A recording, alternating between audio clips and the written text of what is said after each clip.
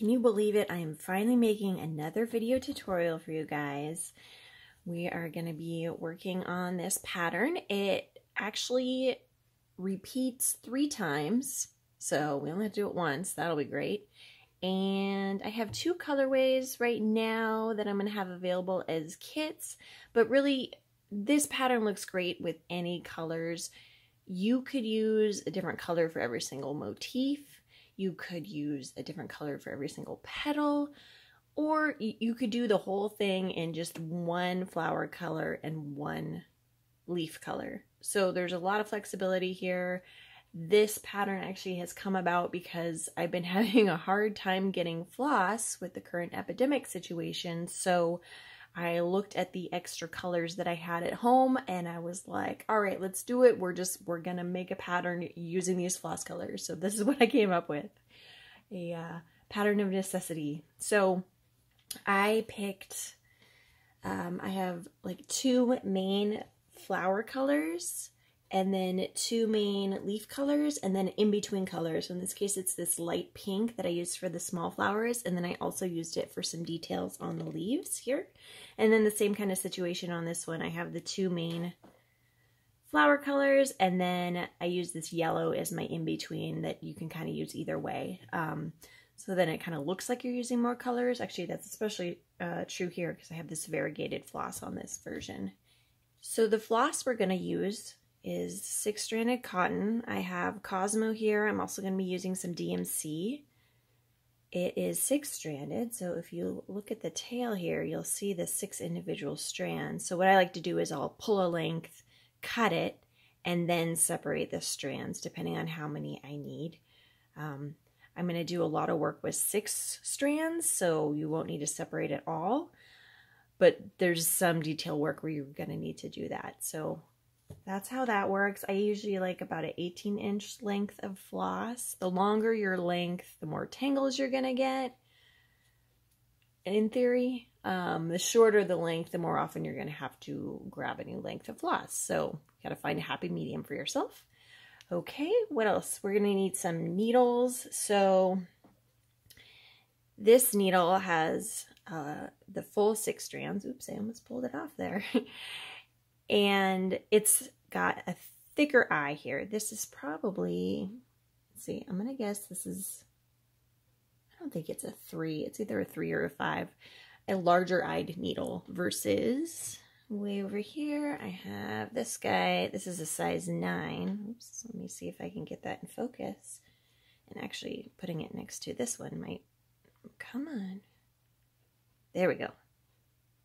So you can see the difference between the 2 eyes and the 2 strands there, right? So if you're having a hard time threading your needle, just go up a size. It's not a big deal. It'll make a slightly bigger hole in your fabric, but honestly, I'd rather that happen than you get really frustrated and just give up on embroidery because you can't thread a needle, all right? Okay, what's next? So if you don't grab the printed fabric, I'm going to have extra fabric that's printed in the shop.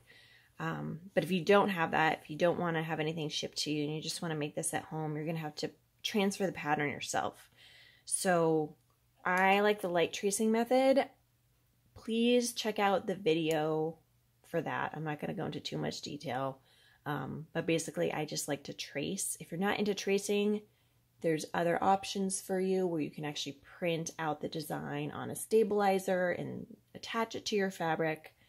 If you have questions, feel free to email me, and I can help you out. Okay, and then you're going to need a hoop. I just have a Doris hoop here. It's pretty good. There's sometimes you get a wonky one. So if your hoop isn't giving you great tension, like this, you're going to need this drum tightness here. And the way that I tighten mine is I tighten at the top. And I go around the corners like this. Okay. If you are not able to get the good tension, if your fabric is slipping out, you might want to wrap your hoop. Okay. You can do that with just some spare fabric. You can use some bias tape or twill tape, or you can invest in a higher quality hoop and then just use these ones to frame. So a couple options for you there. Awesome. All right. let's get stitching. All right, so I'm going to start with the big flower. Every petal's the same, so I only need to stitch one petal. That worked out well, huh? So I'm cheating. I'm actually just tying a knot at the end of my floss here. The problem with that is I can then, you might actually stab back into it later, which does happen. So you have to be kind of mindful of that. Other things you can do, you can kind of hold a tail off to the side, do your stitching, and then come back and weave this in. You can actually make a little anchor underneath your stitches. Maybe we'll do that just so I can show you what that would look like. And it's just going to hide under here. So I'm going to do this petal here. So we'll pretend like I don't have a knot back there. And I'm just kind of holding a little tail. And I'm just going to make basically like a T.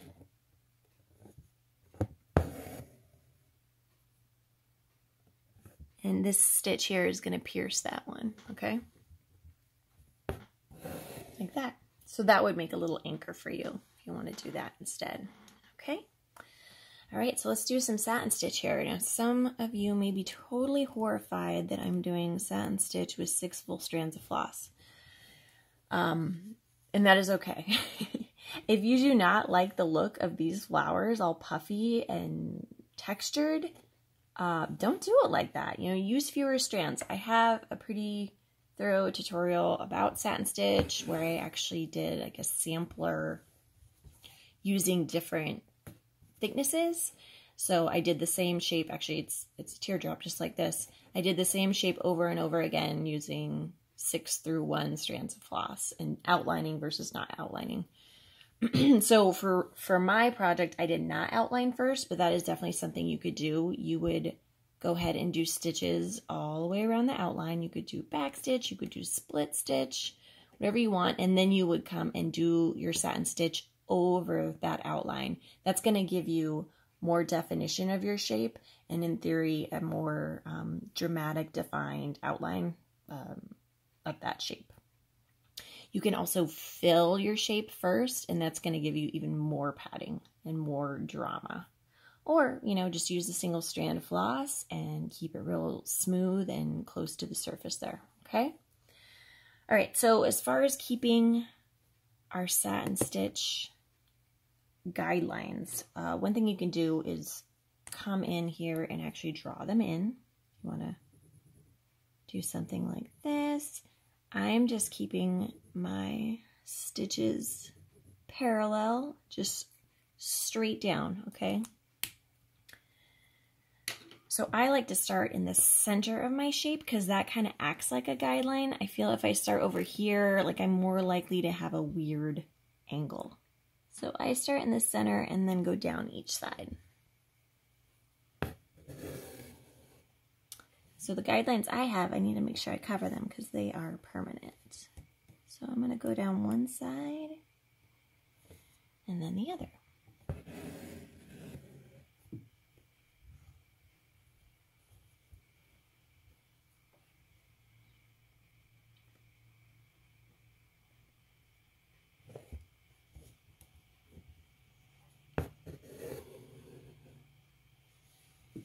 So when I come down here, I actually need to fix my first stitch too. I feel like I got the tension wrong. So you want the tension of your stitches to match the tension of your fabric. You want them to lay there. You don't want to pull too tight because you're going to get a puckering effect, right? But you don't want them too loose because then they're going to not lay flat. They're not going to lay even next to each other.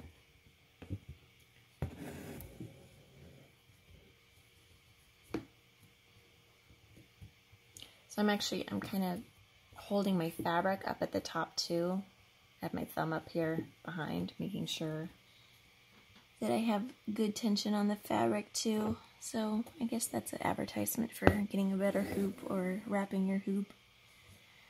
So what I'm doing to make sure these lay really flat is once I pull through, I'm pulling down in the direction from behind. I don't know if that made any sense. So I'm essentially pulling the strand this way from underneath. Let me do it. Let's see if you can see it from the top. See how I'm pulling like, hello, I'm down here. So I'm doing that before I come back up, and I find that that helps a little bit with keeping my stitches flat and even.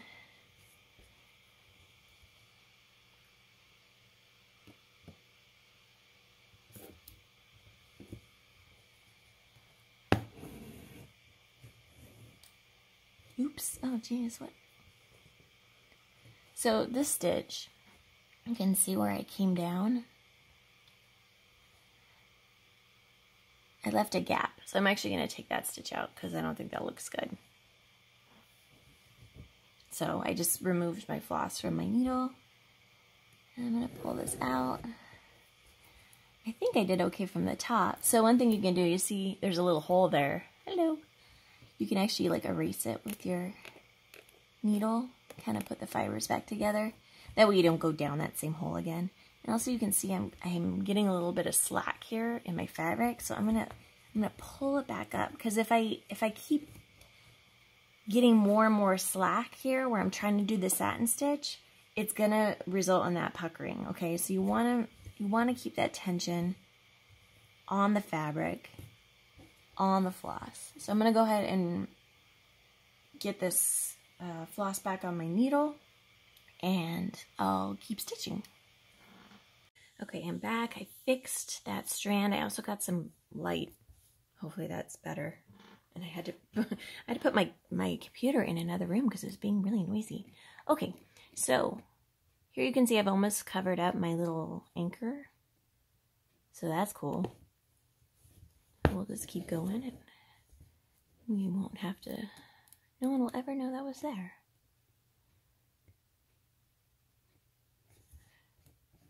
So there's ways to kind of monkey around and not use so much floss.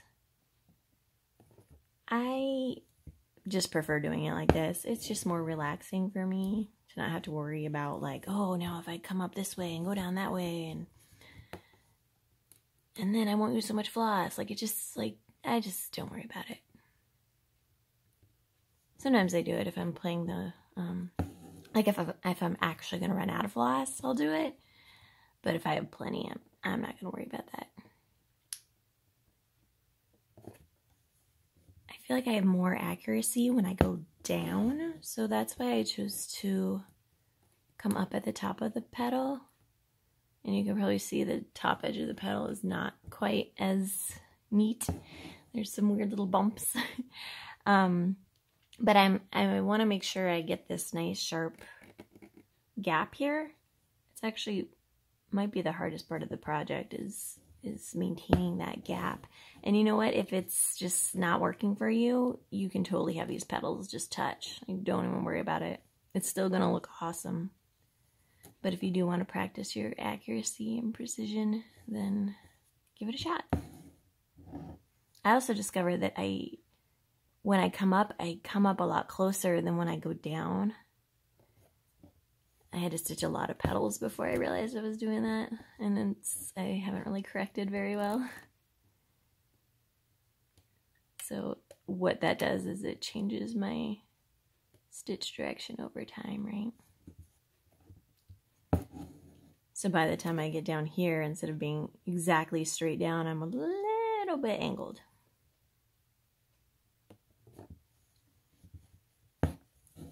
Now, is anyone gonna notice that? Probably not.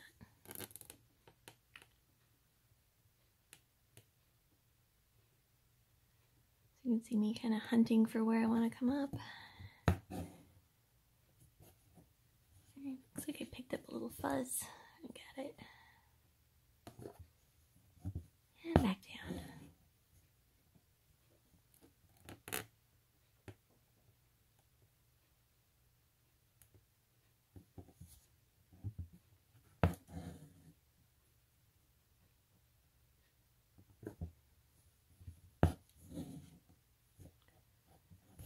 Alright, so here you can see a tiny, tiny bit that I need to cover. So you've got to be careful here because you don't want to, like, if you go too far out to cover the guidelines, it's going to mess up the round shape. So I think I'm going to stop there. And also, I don't know if you can see it, but I can still see some of the black line here, my guideline. I'm okay with it. You know, it's up to you if that's showing too much or what, but like from the top, I actually kind of like it. I mean, my eye can barely see it, and it's almost acting to clean up my lines, you know what I mean? So real quick, I'm just going to show you what I'm going to do on the back here. So here's the back of my satin stitch. You don't even look over here. I've been doing some trial and error to figure out what I wanted to do with the pattern, so it is not pretty. So yeah, so I'm just gonna come in here and actually, if I can even go through that little anchor I made before to anchor this tail. Really, I would keep using this for a little bit longer, but I only wanted to demonstrate the one petal. And then I'm going to trim this. Oop. If you're really paranoid about your stitches coming out, you can actually weave back in the other direction. And yeah, that should work. All right, so there is our fluffy petal. Next, I am going to add some detail. So I'm going to use 2-ply of a different color. And one thing I wanted to show you is I did it on this hoop. And I kept the stitches parallel with the stitch direction of the petals I had already done. And I didn't like it. You can see I've started cutting it out. I just want to show you that because, I don't know, it's just trial and error. Like, I cut stuff out all the time. Like, don't think that you're doing it wrong if you're making mistakes or you don't like how something looks. I had already done the veins here and I cut them out because I didn't like how it looked because I did them with too many strands of floss, and then I tried a different amount there and I liked it there. So, it's okay.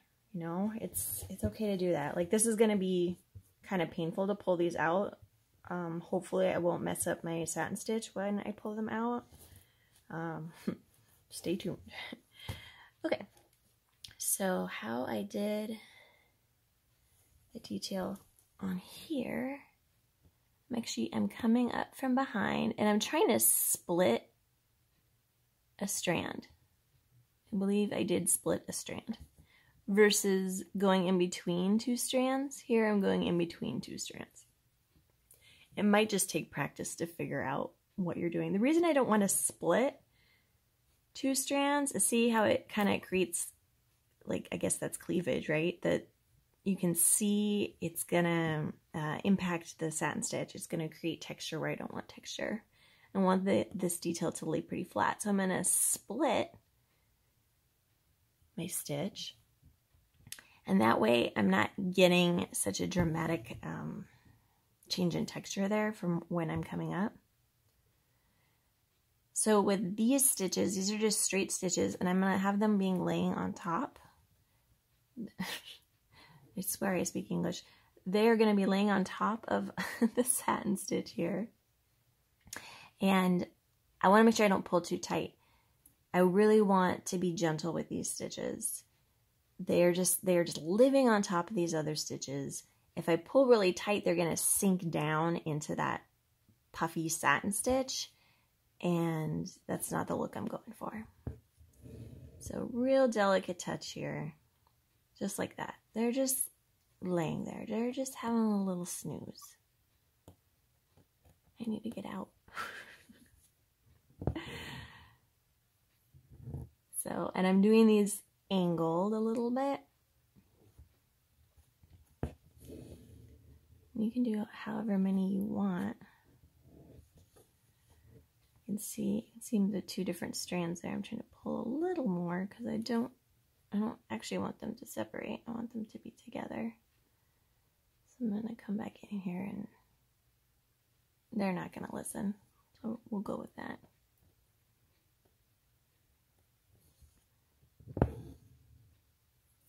So add as many as you want.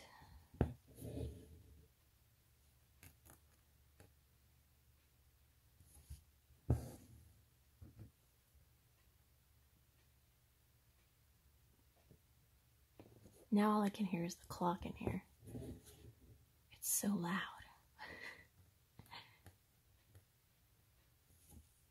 we go.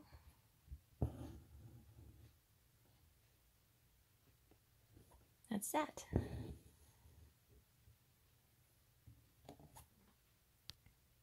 All right, next we're going to do this big fishbone leaf. I'm going to do it with the variegated floss using a full strand. Usually I have the point facing up, so I'm kind of doing this upside down. Hopefully I don't mess it up. So this curved shape is a little more challenging than just a regular fishbone. So hopefully I can show you guys how I do that and make a little bit of sense while I'm at it. Alright, so our first stitch is going straight down. Obviously, it's already not on my guideline, right? It helps to have this guideline when you're going to do a fishbone leaf. These leaves are also fishbone leaves, and I don't have guidelines drawn in, so if that bugs you, you can always draw them in. Okay, so if you're really worried about this stitch not perfectly matching up on the vein, you can always make it shorter. This will be fine though. Don't even worry about it. Okay, so I'm going to start on the side that curves out, and I'm actually going to make a couple cheater stitches. So basically you need to compensate for that curve. With a regular fishbone, if you want to go watch that video or check out that tutorial, please do. There's going to be you go every other side, right? So one side, then the other side, one side, then the other side. So I'm actually going to do a couple. I'm going to do a cheater stitch that doesn't even cross the center line to fill in a little bit of space here. I'm trying to figure out why that first stitch is kind of loose. Why are you kind of loose, my friend? Okay. So there was my cheater stitch. And then I'm going to do my first stitch crossing over.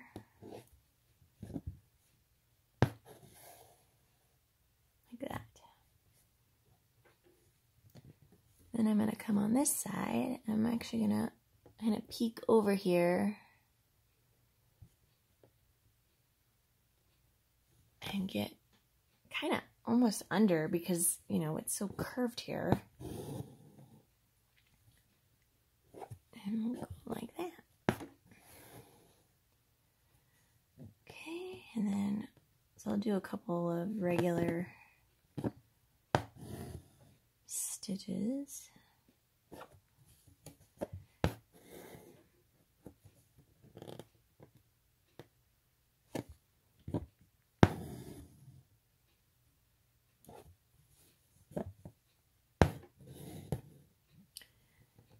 So you're going to come up one side at the edge,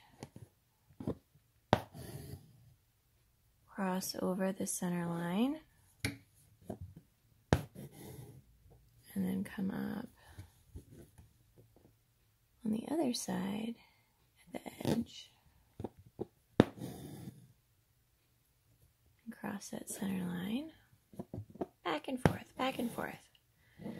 So what's going to happen though is this distance is longer because it's curved out versus over here, and then over here it kind of changes, right? Then this is kind of like a bigger curve, okay? So you may have to do more of those little compensating stitches. Another way to do compensation is just to make the stitches further apart on that side, on the bigger curved side.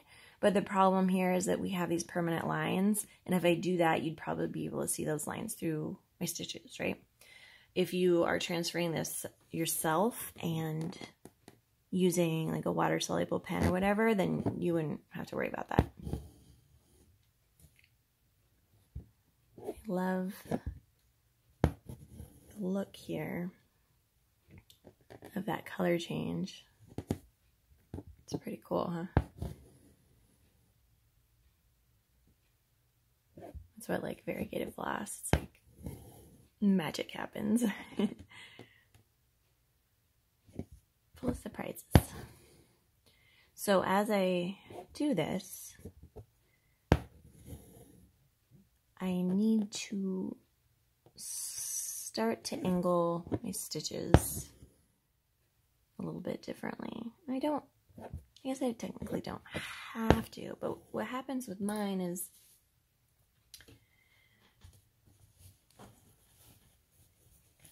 so at the top here, obviously the very first stitch is angled straight up, right? And then as we come down, you can see they start to flatten out, okay? Just over time. Same on this side, right? I'm going to show you how to do this next with the 2 different colors of floss. But I thought it'd be easier to just do the basics with one color. So here I'm leaving like a teeny bit more of a gap to kind of start that process.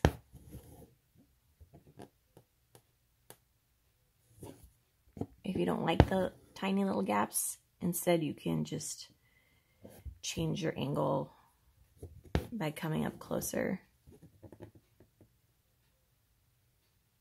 when you go across that center line. So you would just start doing this more kind of tighter versus what I'm doing way over here. So if you can cross the 2 sides along the center, you're going to get that nice little braided look right along that vein. That's the idea.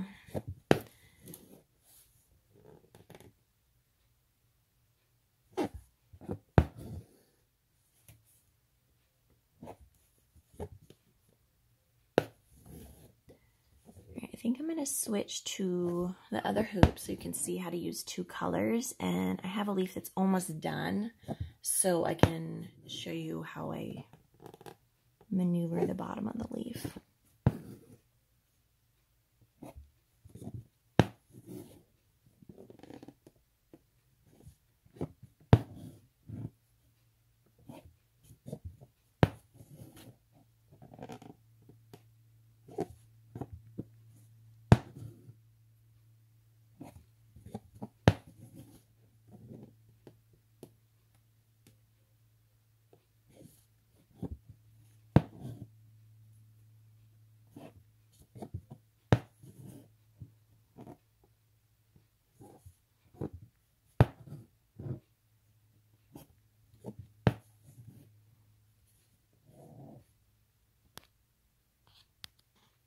Okay, so to do the 2-toned, you're going to do the same stitches, but ta-da, we actually have 2 needles, one with the light color green, one with the dark color green, okay?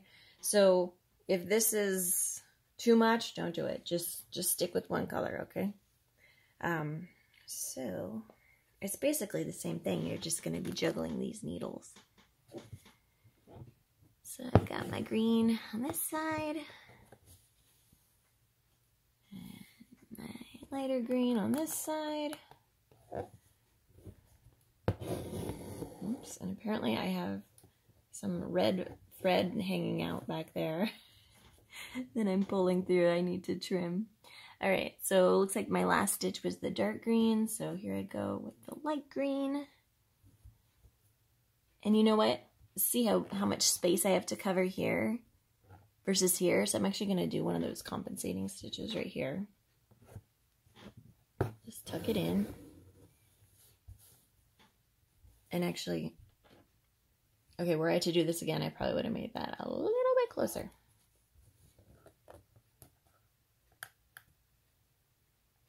But we're going to just go with it.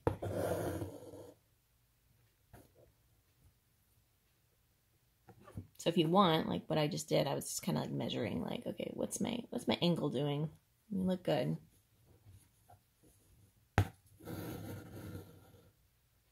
Okay, so I'm actually going to pop back up before I do my next stitch because I don't want this floss just dangling back there because it's going to get in the way of this strand and this needle.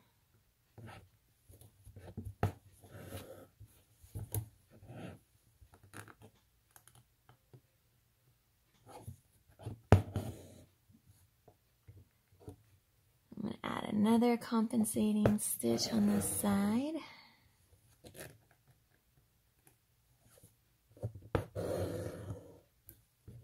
Where's my red flossing, hi. I'm just picking it out from behind when you see that. Let's see, I'm at a weird angle here, you guys. I need to do something about my squeaky chair too.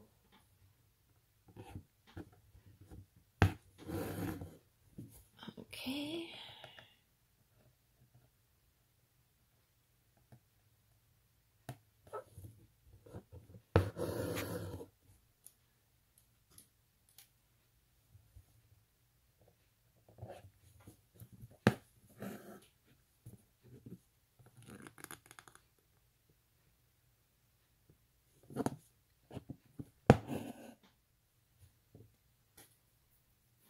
I'm going to do another compensating stitch.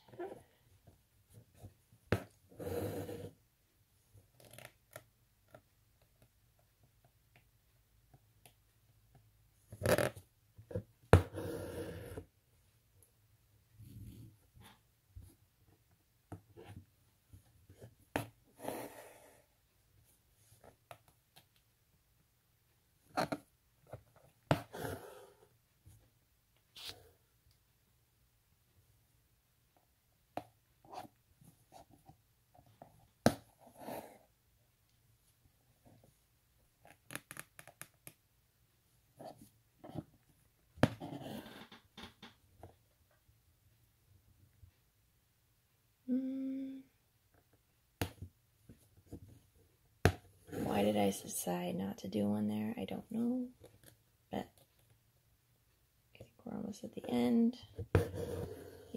It could have gone either way. There's my red floss again. Definitely should have trimmed that before demonstrating.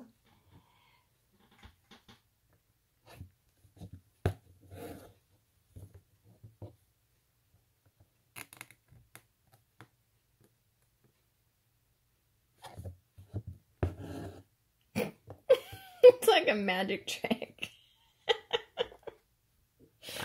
Oh my goodness. Oops, what have I done? Here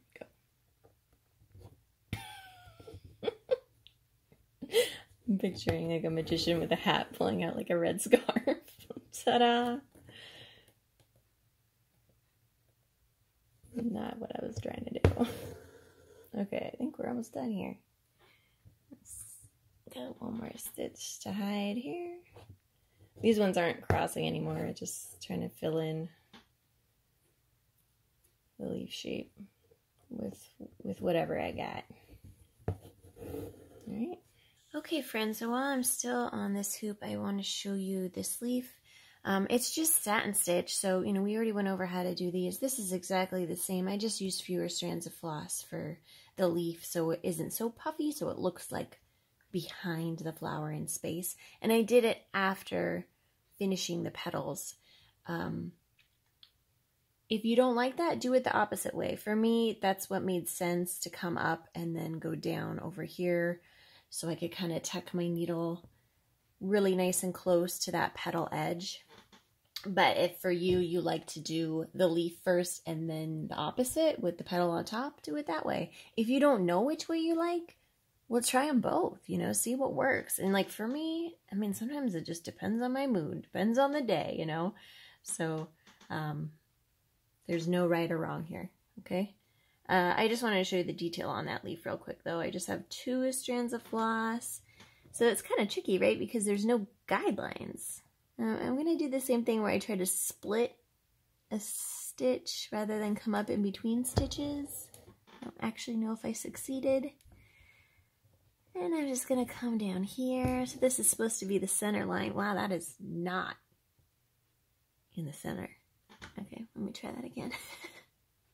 Like I said, it can be a little tricky without guidelines, right?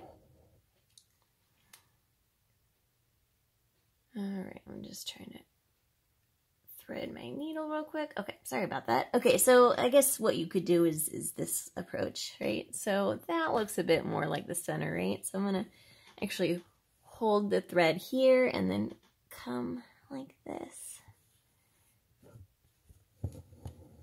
Alright, that looks a bit better. And then as far as these little side lines, you're kind of in the same situation where you're gonna have to make up how many you want, what angle you want them at. Just like this. I like going down one side and then the other personally, but if you want to go back and forth, that works too. And I'm just trying to kind of tuck underneath that center line.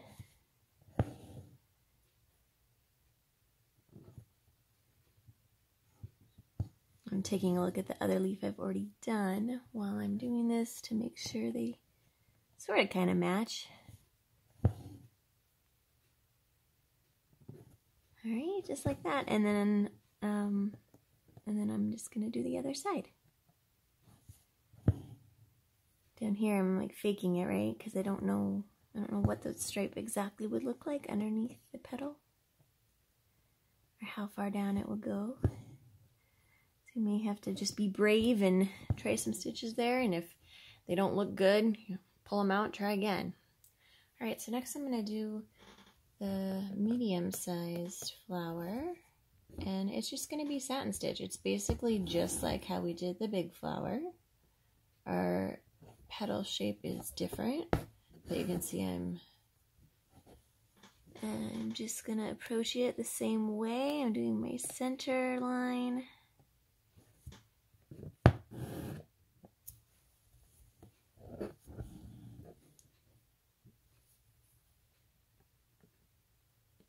And I'm going down one side. I don't know if you can see I have kinks in my thread. That's from it being on a bobbin. I don't know if you knew that could happen over time. I don't know where this bobbin came from. Where did it even go? Oh, it has my handwriting on it, so it's not that old. Maybe a couple of years old. But yeah, I see all those kinks. That's what happens with bobbins. The more you know. So I'm not too worried about it for this. If you are worried about it, you can always, you can iron floss. That sounds horrible. I don't iron clothes, so I can't see myself ironing floss. You could just like get it wet and then like lay it out flat to dry. That could work. Picturing someone like using a hair straightener, I would not recommend that. But that's what I think of in my head when I see it. Here you can see I'm getting a little bit too much movement in my hoops. I'm gonna pull my fabric a bit. So yeah, these are just, the mini version really of the big flower. So I'm again gonna do it first and then the leaves next to it.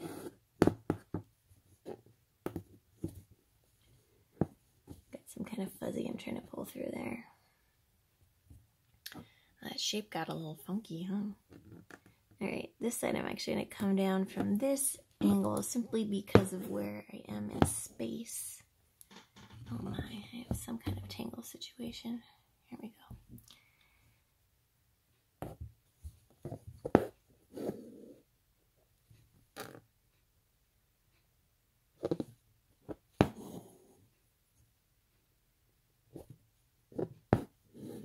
So it doesn't really matter like what order you want to do all this stuff in.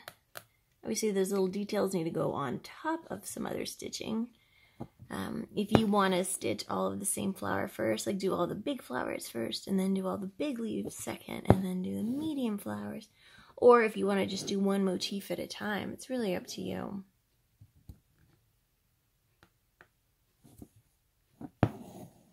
You can see a tiny bit of my guideline. There's a little guideline on the left showing too, but that's going to get covered when I do the leaf. Okay, I'm going to just keep going with that. Alright, so we'll just pretend I did all of the leaf, or the petals, excuse me. And then I'm going to just do some fishbone. You already know how to do it on a curve. These ones are a lot easier to fill in.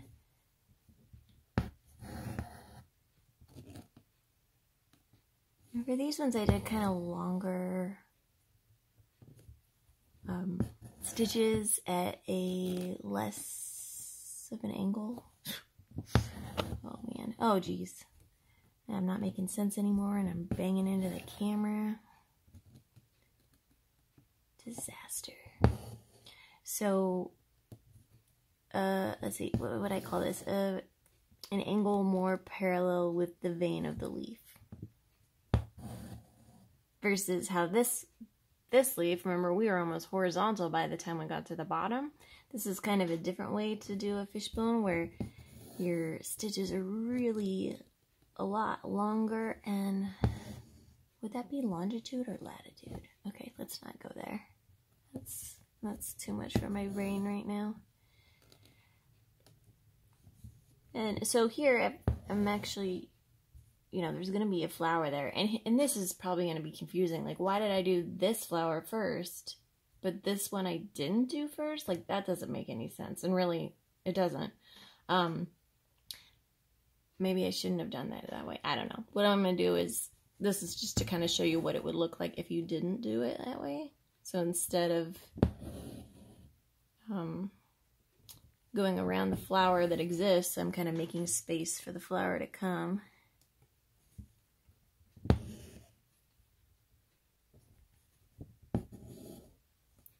So I'll show you that next. And it's, that flower is the same as, there's actually 2 of those per motif. The other one overlaps the stem of our big leaf.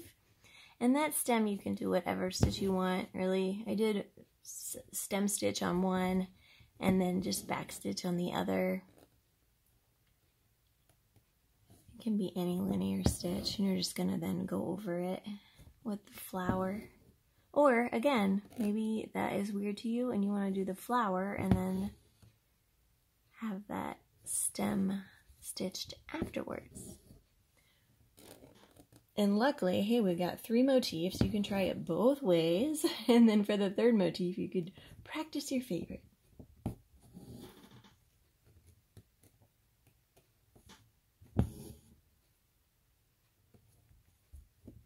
So you can see at the end here, I'm still going back and forth just out of habit, which is not required, right? Because I'm not actually stitching all the way to the bottom where they cross. I'm basically just filling in these little gaps here with some satin stitch. Just to fill out our shape and cover our guidelines. And then to finish this leaf, we're going to do cute little veins on it with just a single strand of floss. Actually, I don't know if I want another stitch. I think that's good, just like that. Alright, so then, let's see, I have a single strand of our yellow. I'm going to come in and do this vein.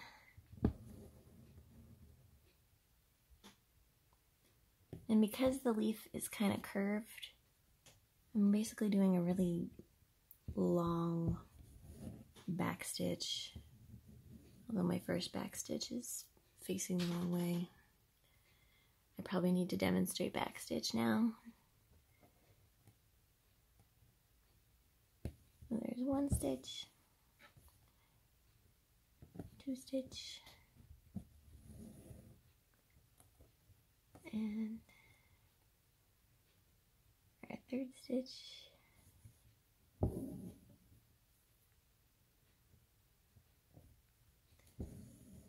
And then again, just some side vein stitches.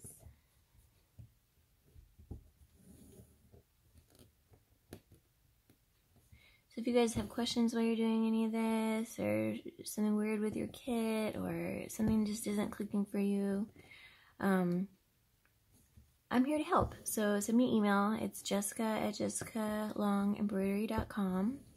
The Namaste Embroidery email still will get to me though, if that's the one you're still using. But I do have a new one. Either way, I'm here to help.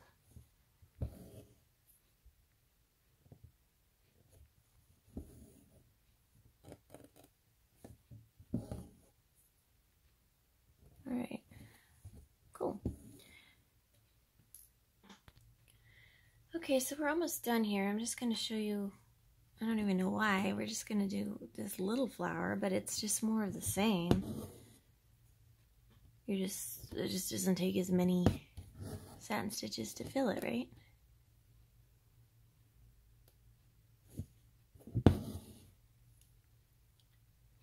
And this one's gonna overlap that leaf a little bit, so that's kind of the only tricky part.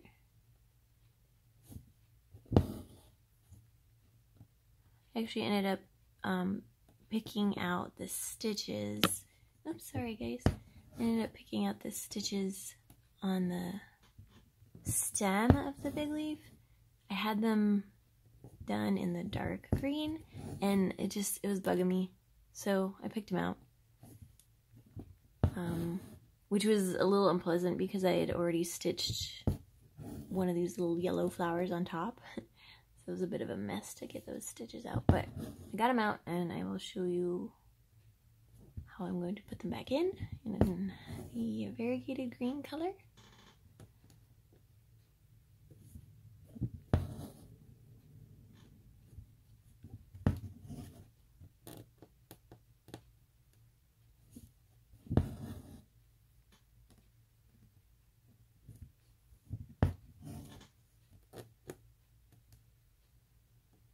So I think I was talking about how my brain is kind of mushy lately. I think. Case in point. It's just such a weird time right now. I know you guys are nodding your heads. I feel like I need to make this one a little bit puffier, so I'm going to do a stitch on top. It's kind of like we're going to do a stitch. If I'm just doing a stitch on top of a stitch. I know what I wanted to say. So for any of these stitches, like specifically for Satin Stitch and Fishbone Stitch, I have like more in-depth tutorials like written up on my website and more videos. And then for other stitches like back stitch and straight stitch and French knots, I do have more videos as well. Not necessarily full write-ups, but this video is more just to kind of show you how to use these within this pattern. But if at any point I was going too fast, you want to see something over and over again, maybe I said it in a different way in a different video that'll click better. So I will put the links for that information in the description here. Okay, so I'm going to jump over here. I just have my... What have I done here? See, I have a piece of thread with 2 knots in it. That's not going to get me very far. Okay, so I am popping up a stitch length away from the start of my line, and I just go back, and that makes it a back stitch. And you want to make sure you share a hole. So I'm going to go in where I was, and remember I was talking about how it's not good to use knots. So when I do that right now, because I used a knot, I'm kind of running into the knot. That's what that was about. But for videos, it's just way easier for me to do the knots like that rather than fiddle around with the back of this thing and the clamp. Alright, so this is my back stitch.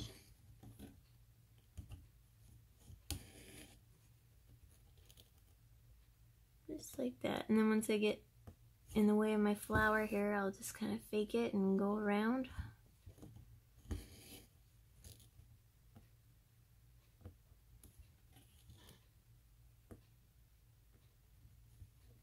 I just dropped a needle. I just felt it drop from my table to the floor. I'm gonna have to find the needle later. Okay, hopefully you guys get that. Alright, so then we're almost done. Last up is our French knots. I know these can be intimidating for some people, but hopefully this will clear some things up for you. Alright, I'm gonna start at the top here. And what I've been doing with these guidelines, I'm coming up at one side of the circle and going down at the other side of the circle, and that makes a knot that covers the guideline. So I'm gonna come up.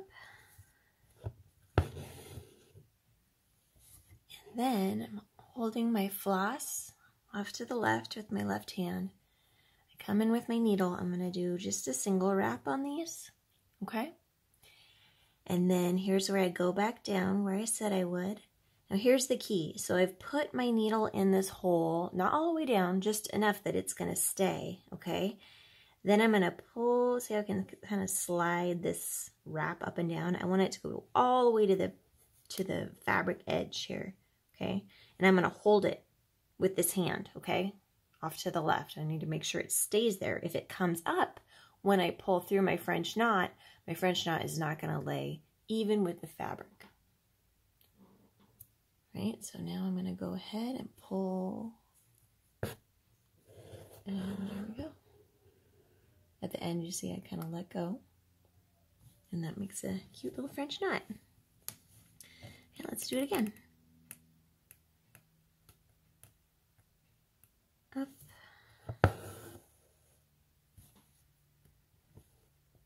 wrap,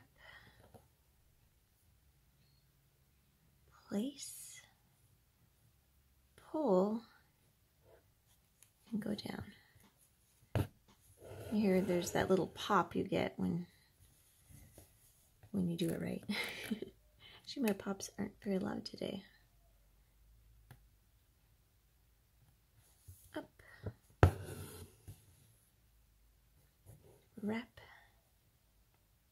place, pull, go down with my needle. So the tricky part is when you're pulling through, sometimes you can get stuck because the eye of your needle, right? It's thicker than your actual needle here, and so you can have some resistance there. If you're really struggling, if you have like a really big needle that you're using, you may want to drop down. In order to keep the same amount of floss, you would take a double length of floss, so 2 feet, maybe a little more, and you would pull out 3 strands, so you'd use half of it, but you would double it over, so you would be actually stitching with 6 strands, but that way you're only having to put the 3 strands through the eye of your needle, so you can use 6 strands with a smaller needle. Hopefully that made sense, but that should make it a little easier. There's also some needles that are more straight all the way through. Embroidery needles kind of have this flare at the end where the eye is. There's other types of needles you can get, and some of them are more straight. Those would also help you out.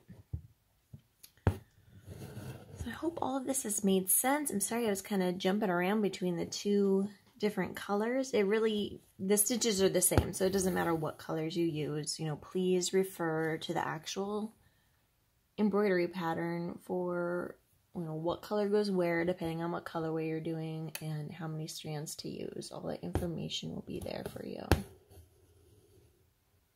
Ta-da! All right, have fun, and again, please reach out if you have any questions. I'm here to help. Take care.